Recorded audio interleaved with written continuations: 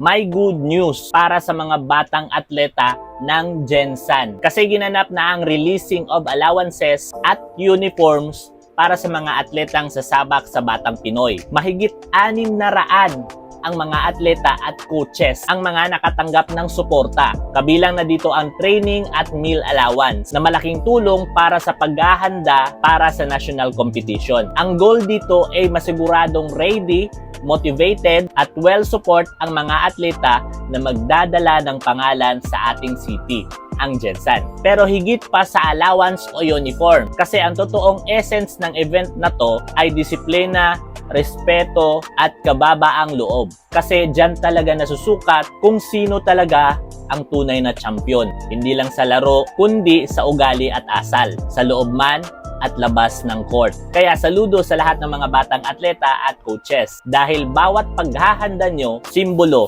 ng pagiging tunay na home of the champion. At syempre mga preng, tuloy-tuloy pa yung mga ganap natin, kaya stay tuned para sa mas marami pang kwento, inspirasyon at pagkakaisa. Let's G!